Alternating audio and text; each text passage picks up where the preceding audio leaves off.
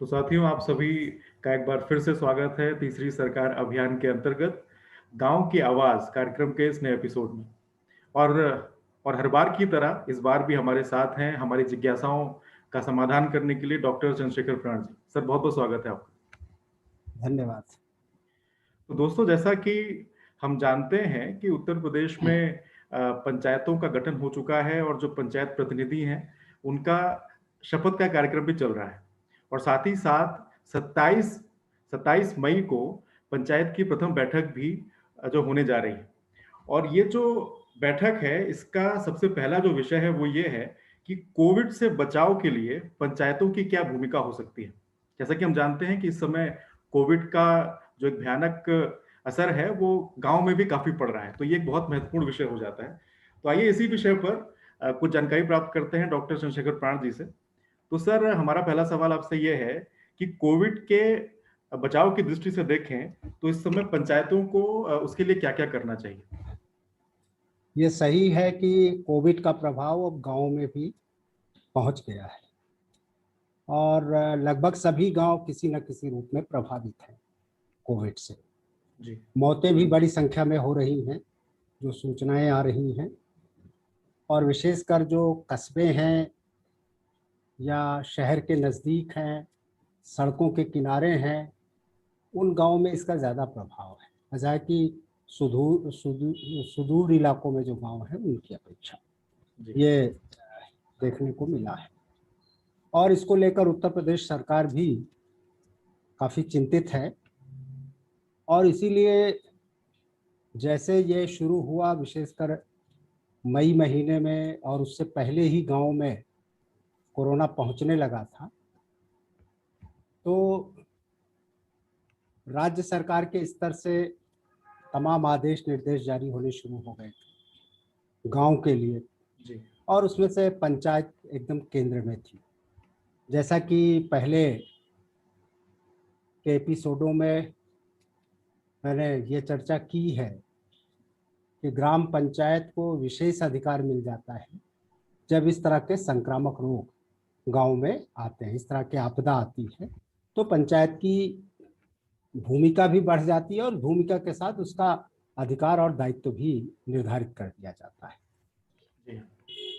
यहाँ तक कि पिछली बार जब 2020 में ये कोविड की शुरुआत हुई थी, तो उस समय जो पंचायती राज के अपर मुख्य सचिव हैं आज की तारीख में, मनोज कुमार सिंह जी, उस समय प्रिंसिपल सेक्रेटरी होते थे, उन्होंने एक पत्र जारी किया था सारे जिलाधिकारियों को, मंडलायुक्तों को।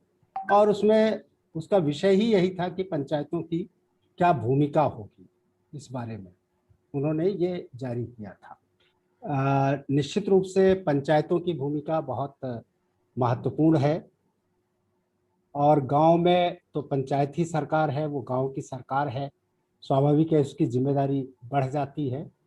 और अभी जो नए नवनिर्वाचित ग्राम प्रधान और वार्ड सदस्य जब अपना चार्ज लेने जा रहे हैं, अपनी जिम्मेदारी लेने जा रहे हैं और आज तो शपथ भी ले रहे हैं बाकायदा भारत के संविधान की, शपथ लेने के बाद जब उनकी पहली जिम्मेदारी यहीं से शुरू होती है कि ये जो आपदा आई है उसका मुकाबला करें, उसके बचाव के लिए और उसके निवारण के लिए वो अपने अपने स्तरों पर काम करें। तो जैसा कि मैंने कहा कि राज्य सरकार भी इस बारे में बहुत तरह तरह के प्रयास कर रही है।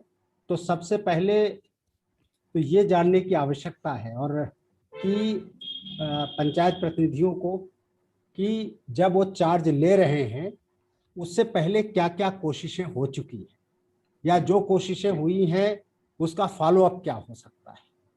क्योंकि प्रमुख सचिव, अपर मुख्य सचिव मनोज कुमार सिंह जी ने जो अपना पत्र जारी किया है प्रथम बैठक का, उसमें उन्होंने कोविड को पहला विषय रखा उस बैठक का। और साथ ही उन्होंने ये अपेक्षा की है कि ग्राम पंचायतें राज्य सरकार को सुझाव भेजें। एक तरफ तो अपनी जितना काम उनके लेवल पर हो सकता है उनके स्तर से उसको वो खुद तय करेंगी और उसकी शुरुआत कर देंगी। उसको प्रारंभ कर देंगी अपने गांव में। लेकिन कुछ ऐसी चीजें होंगी जो सुझाव के रूप में राज्य सरकार को भेजना है। तो ये इसको व्यवस्थित तरीके से वो अपनी पंचायतों में इस पर चर्चा कर सकें, चर्चा करके बेहतर तरीके का प्लान बना सकें और योजना बना ले अपने गांव की, और राज्य सरकार के लिए अर्थपूर्ण सुझाव भेज सके। इसके लिए जरूरी है कि कुछ तथ्यों से उनको अवगत कराया जाना चाहिए। मेरे ख्याल से गांव वाले परिचित होंगे इससे कि पिछले जब मई महीने की शुरुआत हुई थी तो 5 मई से 9 मई तक राज्य सरकार ने एक विशेष अभियान गांव में चलाया था।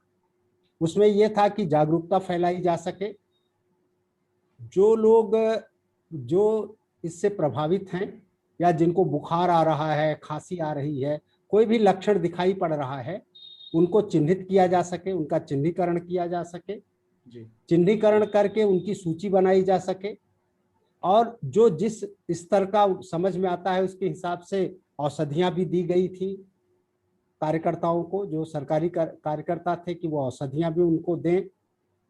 टीकाकरण के बारे में भी लोगों को अवेयर किया जाए। और दूसरा था कि सबका जो चिन्हित लोग हैं उनकी सूची बना करके ऊपर के अधिकारियों को भेजी जाए, जिले स्तर पर भेजी जाए, फिर जिले स्तर से वो राज्य स्तर को जाए। तो ये एक एक्सरसाइज 5 तारीख से 9 तारीख तक, और फिर 9 से कुछ दिन और उसको बढ़ा दिया गया था, और कहीं कहीं अभी भी एक तरह से चल ही रहा है। तो राज्य सरकार के स्तर से ये एक प्रयास हो चुका है, और इसके लिए एक टीम बनाई गई थी। उस टीम में ये था कि आशाओं का जो एक एरिया होता है, लगभग 1000 आबादी पर एक आशा नियुक्त होती है, तो उसी एरिया को चिन्हित करते हुए एक टीम बनाई गई थी, जिसमें आशा मुख्य रूप से थी, उस टीम का लीडर थी, और आशा कार्यकर्त्री जो है वो और भी कुछ लोगों को ले करके वो, और निगरानी समिति के कुछ सदस्यों को ले करके, और प्लस गांव में और भी जो सेल्फ हेल्प ग्रुप है उनमें से कुछ लोगों को ले करके, उसका काम था कि करीब 3 लोगों की एक टीम बना करके वो गांव-गांव जाए, घर घर जा करके इस चीज का चिन्हीकरण करे। तो ये काम हुआ था, रोगियों के चिन्हीकरण का या जो बीमार थे उनके चिन्हीकरण का ये काम हुआ था। साथ ही ये भी हुआ था कि 5 जो टीमें हैं आशा की, उन 5 टीमों के ऊपर एक पर्यवेक्षक नियुक्त किया। और बाद में पर्यवेक्षक की ये जिम्मेदारी ये थी कि वो ये जाकर देखे कि आशा का काम ठीक से चल रहा है, वो लोग ठीक से उसको कर रही हैं या नहीं, सूचनाओं का ठीक से संकलन हो रहा है या नहीं, औषधियों का ठीक से वितरण हो रहा है या नहीं। और ये सब करके उसकी जिम्मेदारी थी कि जो सूची बनी थी उसको पोर्टल पर अपडेट किया जाए और ये संकलित रिपोर्ट फिर जिले में जाए और जिले से फिर ऊपर जाए, ब्लॉक वाइज उसको अपडेट करना था और करके फिर जिले को भेजना था।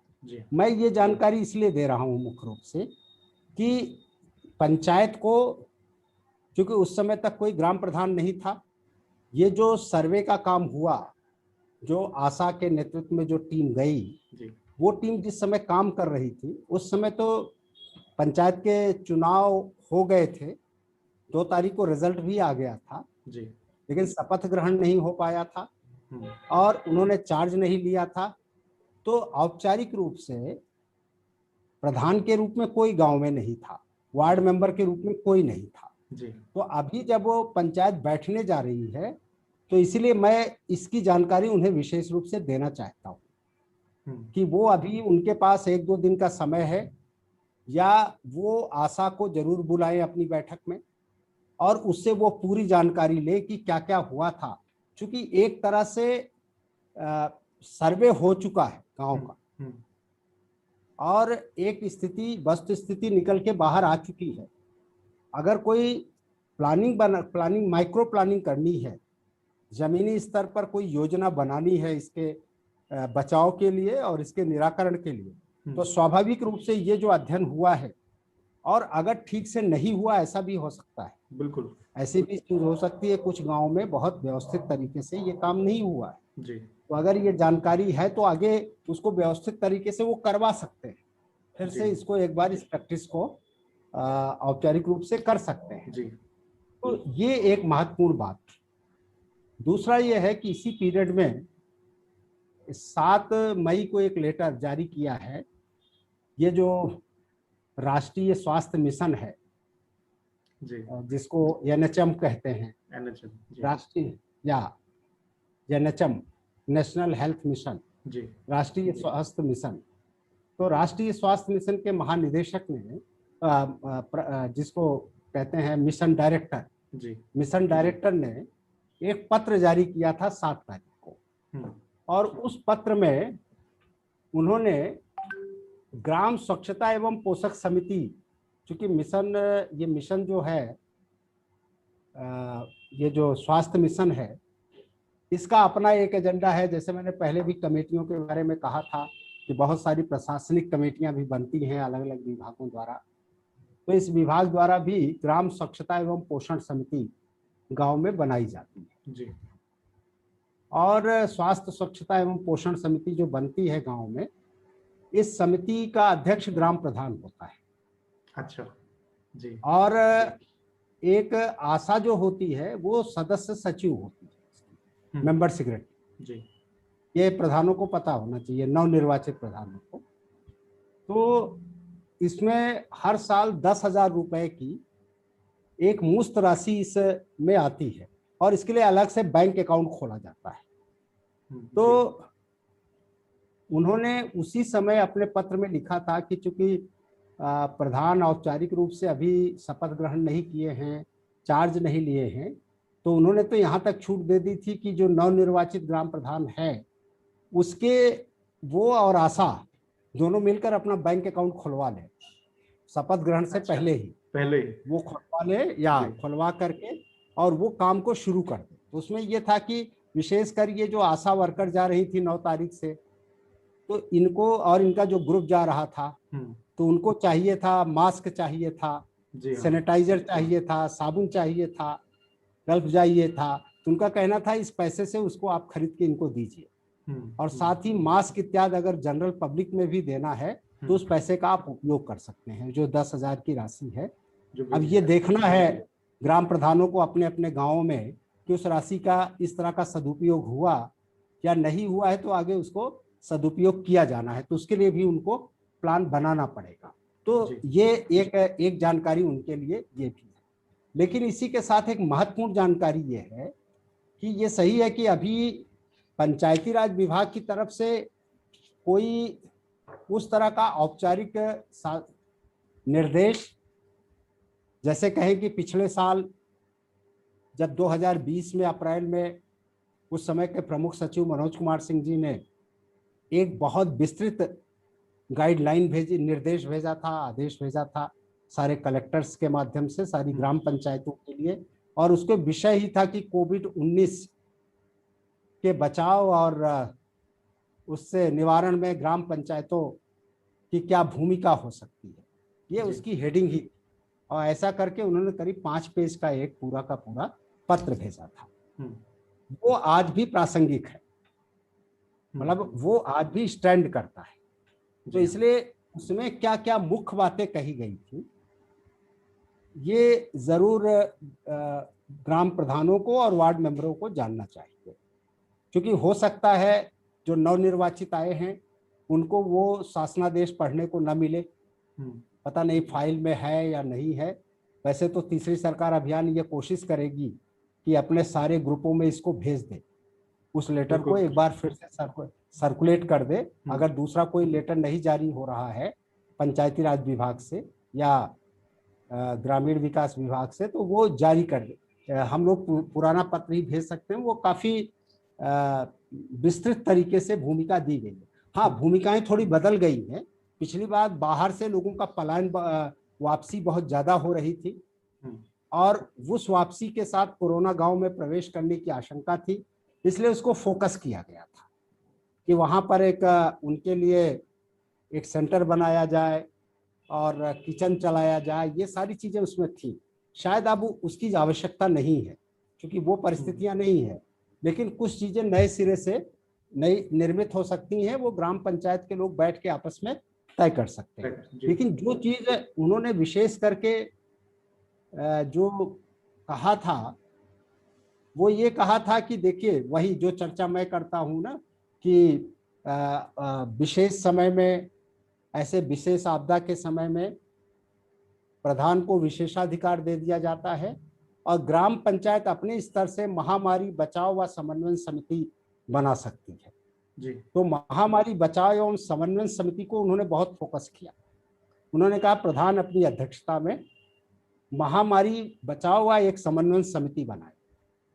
बाद में जिला प्रशासन ने निगरानी समिति बनाई थी। आदेश आया था महामारी बचाव एवं समन्वय समिति, तो कहीं कहीं इसको और सरल करने के लिए शायद इसी को निगरानी समिति कह दिया गया हो। एक निगरानी समिति की चर्चा बार बार आती है, लेकिन निगरानी समिति में ज्यादातर सरकारी कर्मचारी ज्यादा शामिल रहे, जो जिलाधिकारियों के स्तर से निगरानी समितियों का शासनादेश जारी हुआ था। लेकिन जो पंचायती राज विभाग की तरफ से उनके अपर मुख्य सचिव का लेटर है, उसमें महामारी बचाव व समन्वय समिति पर ज्यादा फोकस किया गया था कि वो प्रधान की अध्यक्षता में बने। मैं फिर से एक बार सारे ग्राम प्रधानों से और पंचायत के सारे सदस्यों से का ध्यान आकृष्ट करना चाहूंगा कि वो महामारी बचाव व समन्वय समिति, क्योंकि ये पंचायती राज अधिनियम के अंतर्गत आने वाली चीज है जी, तो उसका जरूर गठन करें और गठन करके उस चीज को जरूर आगे बढ़ाएं। उन्होंने 3 अप्रैल 2020 को यह पत्र भेजा था सबको, और समिति के कार्य उन्होंने बाकायदा सूचीबद्ध किया था। मैं उतने डिटेल में नहीं जाऊंगा, लेकिन कम से कम मुख्य चीजें जरूर लोगों के संज्ञान में लाई जा रही हैं और कोशिश रहेगी कि आज शाम को ही हम लोग वो लेटर एक बार फिर से सर्कुलेट कर दें, सारे ग्रुपों में डाल दें, व्हाट्सएप पर, फेसबुक पर डाल दें उस लेटर को। और इसके माध्यम से मैं राज्य सरकार से भी निवेदन करूंगा कि वो फिर से एक बार अपने गाइडलाइन भेजे पंचायतों को नई बदली हुई परिस्थितियों में, तो ज्यादा अच्छा होगा। एक तो था, स्वाभाविक था, उस समय भी था और आज भी वो उतना ही प्रासंगिक है कि जागरूकता का काम किया जाए।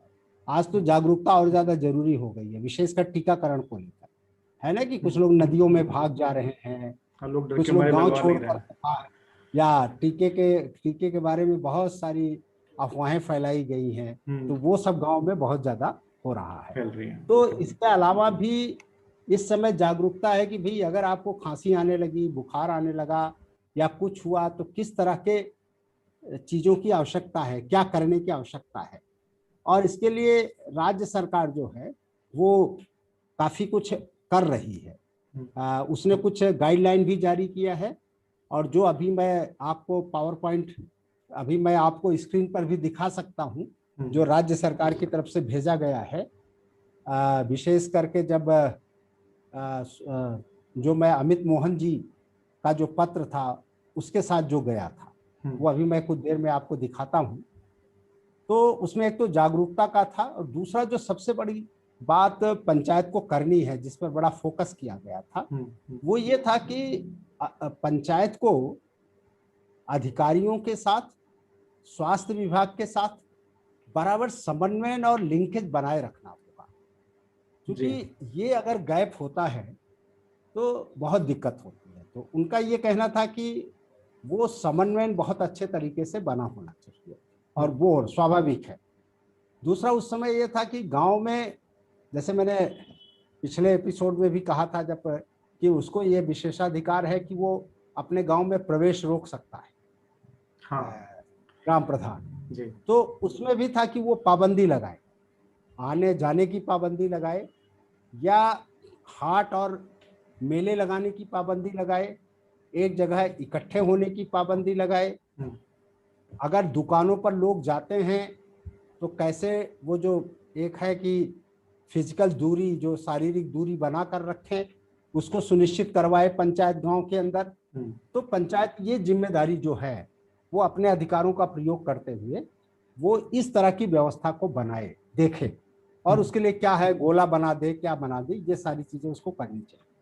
दूसरा, जो सामुदायिक सेवाएं इससे जुड़ी हुई गांव में आ रही हैं, चाहे वो स्वास्थ्य विभाग की हो, या दूसरे किसी एनजीओ की हो, किसी उसकी हो, तो उन सामुदायिक सेवाओं का सदुपयोग गांव में ठीक से हो, जिसको जरूरत है उस तक वो चीज पहुंचे, जी। दवाइयाँ उन तक पहुंचे जो सच में बीमार हैं या जिनको उसकी आवश्यकता है।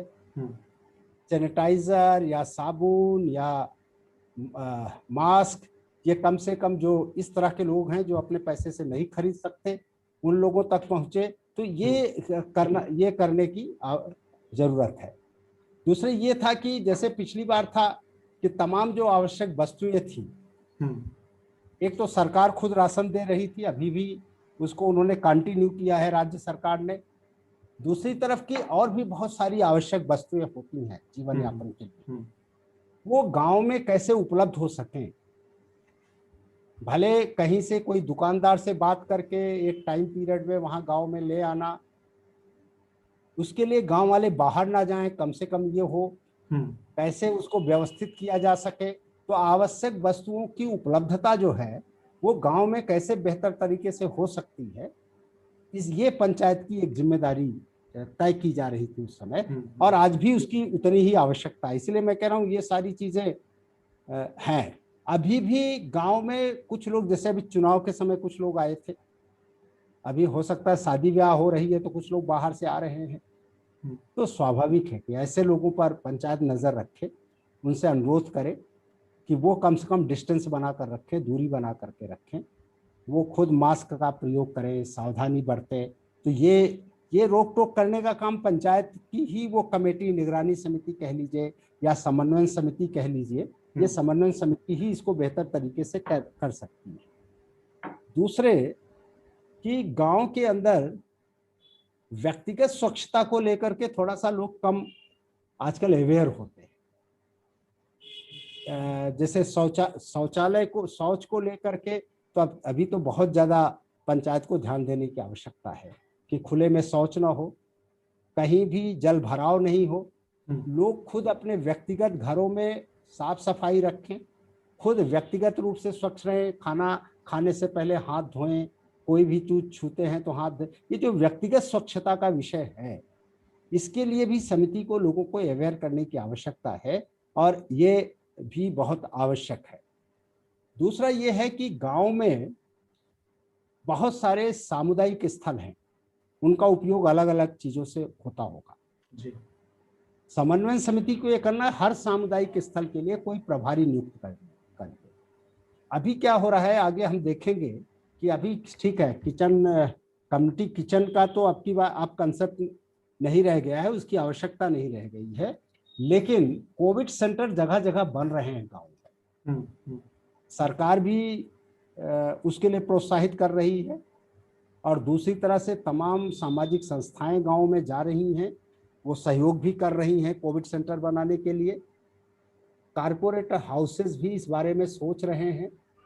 तो हर गांव में एक कोविड सेंटर होना बहुत जरूरी है जी। तो अभी हम कम्युनिटी किचन या उनके, जिसको कहते हैं एकांतवास के लिए कोई जगह की उतनी अब आवश्यकता नहीं है जितनी कि कोविड सेंटर की आवश्यकता है। तो गांव में कोविड सेंटर, जो भी सार्वजनिक स्थल हैं, उन सार्वजनिक स्थलों में, चाहे वो स्कूल का कोई हो या इस तरह हो, स्कूल आजकल तो खुले नहीं हैं, तो उनको हम कोविड सेंटर के रूप में डेवलप करना चाहिए इस समय। और विशेष करके जो बीमार होते हैं उनको ला करके वहां रखना चाहिए, और जब वहां रखेंगे तो स्वाभाविक है फिर से कम्युनिटी किचन की शायद जरूरत शुरू करनी पड़े वहां। दूसरी तरफ ये है कि जैसा हम अखबारों में सुन रहे हैं, और इस तरह की अखबारों में आया, और पहले से भी इस तरह का है कि पिछले बजट का कई हजार करोड़ रुपया बचा हुआ है, वो नहीं खर्च हुआ है पंचायतों में। कई हजार करोड़ मतलब राज्य स्तर पर। ठीक इसी तरह कहा जा रहा है कि जो सूचनाएं आ रही है कि 9,000 करोड़ रुपया उत्तर प्रदेश को मिल रहा है 15वें वित्त आयोग का, वो इस बात के लिए कि कोविड के लिए खर्च किया जा सके गाँवों में जी।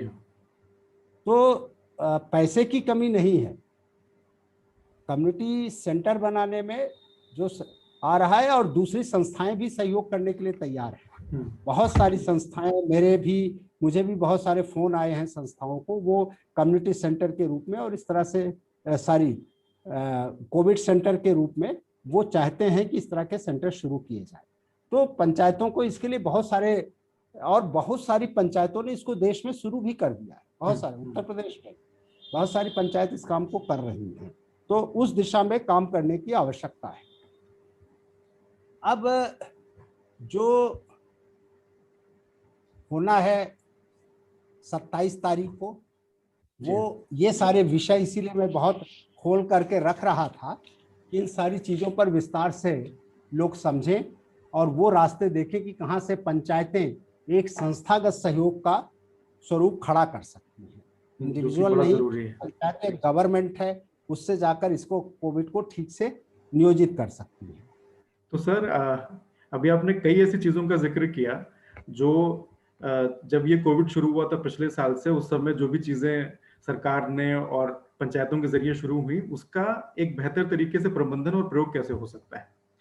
लेकिन अभी मैं आपसे जानना चाहूंगा, क्या इसके अलावा और भी कुछ चीजें हैं जो कि पंचायत अपने स्तर पर कर सकती है कोविड से सही तरीके से निपटने के लिए? नहीं, बिल्कुल। देखिए, दो चीजें हैं गांव के जीवन में। आप देखिए कि अभी भी कुछ पॉकेट हैं गांव के जो बहुत ज्यादा प्रभावित हुए हैं। ठीक है, कुछ विलेजेस हैं, कुछ गांव हैं, लेकिन बहुत बड़ी संख्या अभी भी गांव की है जो इससे उतने ज्यादा प्रभावित नहीं हुए हैं। और प्रभावित हुए भी हैं तो मौतों की संख्या बहुत कम है वहां पर। जी, मतलब कुछ हैं जहां बहुत ज्यादा मौतें हुई, लेकिन कुछ हैं जहां लोग बीमार हुए, लोगों को बुखार आया, खांसी आई कुछ, और फिर ठीक हो गए। ऐसी बहुत बड़ी संख्या है। तो ये सही है कि गांव में के लोगों में प्रतिरोधक क्षमता शहर वालों की अपेक्षा बहुत ज्यादा है। जो वहाँ की परिस्थितियां हैं और जिन परिस्थितियों में वो रहते हैं, उन परिस्थितियों में धूप उनको खूब मिलती है, ज्यादातर कम मिलावट की चीजें, कुछ सीधे जमीन से सब्जियां और ये सब मिल रहा है। तो प्रतिरोधक क्षमता और ज्यादा उनकी मेहनत और जिस तरह का माहौल है उसमें उनके पास प्रतिरोधक क्षमता है और उसका फायदा उनको मिल रहा है। लेकिन इस प्रतिरोधक क्षमता को बढ़ाए जाने की भी आवश्यकता है। वो इतना पर्याप्त नहीं है, वो उसके लिए कोशिश भी की जानी चाहिए और इसके प्रति लोगों को जागरूक करने की इस समय सबसे बड़ी आवश्यकता है। ठीक है, दवाइयाँ और ये सारी चीजें हैं, लेकिन प्रतिरोधक क्षमता, और इसके लिए प्रतिरोधक क्षमता कैसे बढ़े, इसके लिए आयुष मंत्रालय की ओर से बहुत सारी गाइडलाइन और बहुत सारे सुझाव दिए जा रहे हैं बराबर बहुत। और इस समय बल्कि इस पर ज्यादा जोर दिया जा रहा है आयुष मंत्रालय की तरफ से। तो हमें उन सारी चीजों के प्रति भी जानकारी रखनी होगी और इसके लिए हर राज्य में बाकायदा इसके लिए राज्य स्तर पर समितियां बनी हैं, जिले में इसके लिए कमेटियां बन गई हैं। तो जैसे मैं कह रहा हूं कि इसके लिए ग्राम पंचायतों को जब वो अपना सुझाव भेजेंगी तो मुख्य रूप से ये जरूर भेजें कि आयुष मंत्रालय की जो दवाइयां हैं, दवाई क्या, वो जो कुछ चीजें दी जा रही हैं जो कि प्रतिरोधक क्षमता को बढ़ाती हैं, उनको दिया जाए, उन सामग्रियों को दिया जाए। उसके बारे में एक जो उनका सुझाव है वो प्रचार दिया जाए जिससे उसे गांव में प्रचारित किया जा सके। और बहुत सारी संस्थाएं और आयुष मंत्रालय बहुत सारे एनजीओज के साथ, सरकारी विभाग के साथ खुद इस बात की कोशिश कर रहा है कि वो गांव-गांव तक इस चीज को लेकर के पहुंचे। तो बचाव और प्रतिरोधक क्षमता की वृद्धि के लिए दवाओं का जो कुछ जो दवाइयां हैं उनकी खास तरह की, जिसका दवा तो नहीं कह सकते लेकिन दवा ही कह लीजिए सरल भाषा में, तो उसके वितरण की व्यवस्था कैसे हो गांव में, कैसे संपर्क बने, कैसे, ये बहुत जरूरी है।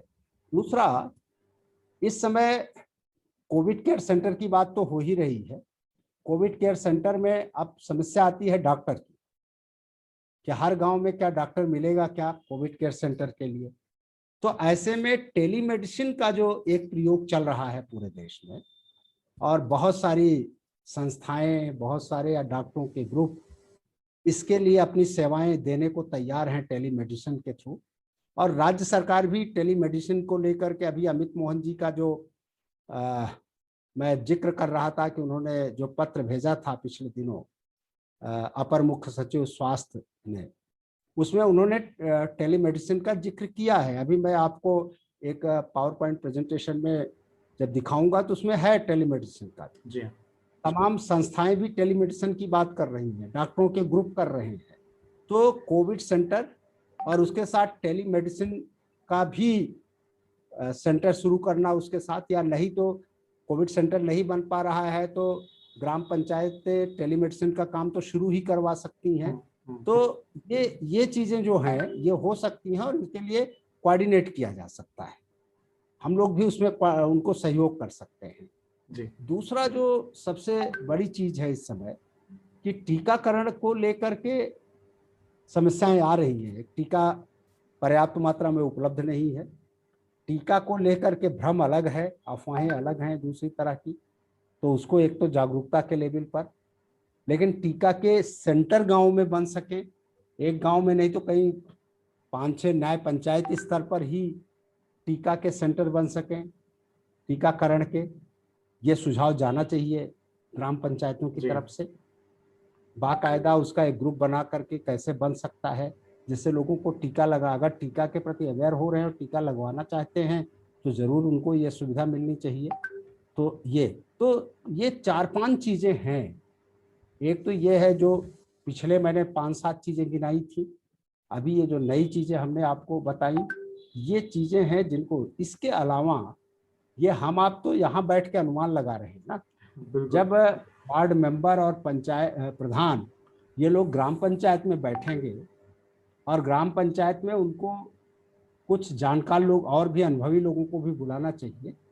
वो प्रधान का है, वो बुला सकता है नियम में इस तरह के प्रावधान हैं कि आप इन लोगों को, सरकारी कर्मचारियों को तो बुला ही सकते हैं, लेकिन कुछ और लोगों को भी बुला सकते हैं जब आप कोविड पर चर्चा कर रहे हैं। गांव के जो समझदार लोग हैं जिनका योगदान लिया जा सकता है। तो जब सारे लोग चर्चा करेंगे तो कई नए बिंदु निकल करके आएंगे। बिल्कुल। तो हम आप कल्पना नहीं कर पा रहे। वो जो गांव वाले और हर गांव की हम जो बता रहे हो तो एक कॉमन बता रहे हैं ना सभी के लिए। तो हर जगह कॉमन फैक्टर तो नहीं हो सकता, मोटी मोटी इसमें कहीं कुछ होगा कहीं कुछ नहीं होगा। स्थानीय स्तर पर अलग-अलग क्या आवश्यकताएं हैं। हर जगह की अपनी परिस्थितियां हैं, अपनी आवश्यकताएं हैं, अपने संसाधन हैं, उसके हिसाब से गांव इस चीज को देख सकता है। लेकिन मोटी मोटी चीजें जो समझ में आती हैं, एक तो है सीधे सीधे जागरूकता का, दूसरा है बचाव का कि हो उससे पहले प्रतिरोधक क्षमता कैसे और बढ़ाई जा सके, लोग कैसे अपना बचाव कर सके। मास्क है, हाथ धोना है, एक दूरी रखने की बात है। तो इन सारी चीज़ों के पास कैसे अवेयर किया जा सके, भीड़ नहीं इकट्ठी होने पावे, ये सारी चीज़ें जो बचाव के जितने बिंदु हैं।